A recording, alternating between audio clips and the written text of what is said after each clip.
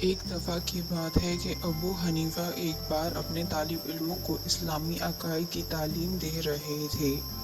ابو حنیفہ نے کہا کہ وہ امام جعفر کے بیان کردہ 3 اہم بیانات سے اتفاق نہیں کرتے ہیں۔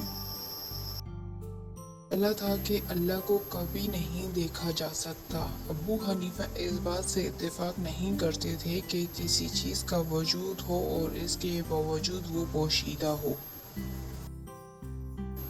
دوسری بات جو امام نے بیان کی تھی وہ یہ تھی کہ شیطان کو دوزخ میں پھینک دیا جائے گا جو اسے سختی سے جلا دے گی۔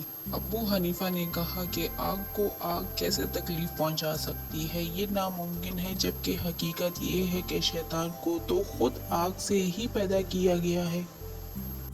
امام کا تیسرا بیان یہ تھا کہ انسان اکیلا ہی اپنے اعمال کا ذمہ دار ہے، اور یہ کیسے ممکن ہے کہ اللہ کا سب کے اعمال سے کوئی لینا دینا نہیں ہے، جبکہ اللہ ہی انسانوں کی منزل مقصود طے کرتا ہے اور جس کے بغیر کچھ نہیں ہو سکتا۔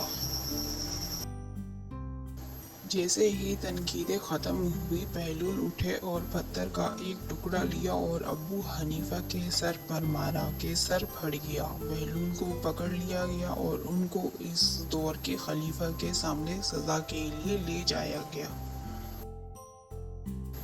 انہوں نے اپنے دفاع میں کہا کہ انہوں نے ابو حنیفہ کی 3 تنقیدوں کا جواب دیا ہے جو انہوں نے امام پر کی تھی۔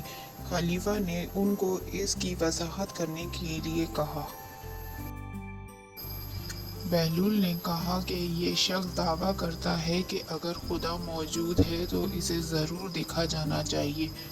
پتھر کی وجہ سے جو تکلیف ان کو پہنچنی، اس درد کی شکایت کر رہے ہیں۔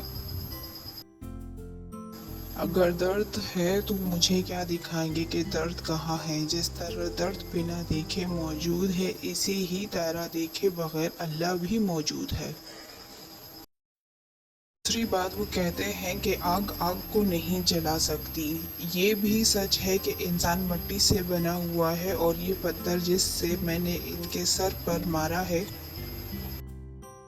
وہ بھی مٹی سے بنا ہوا ہے۔ اگر مٹی ہی مٹی کو درد اور تکلیف پہنچا سکتی ہے تو آگ کیوں نہیں جلا سکتی؟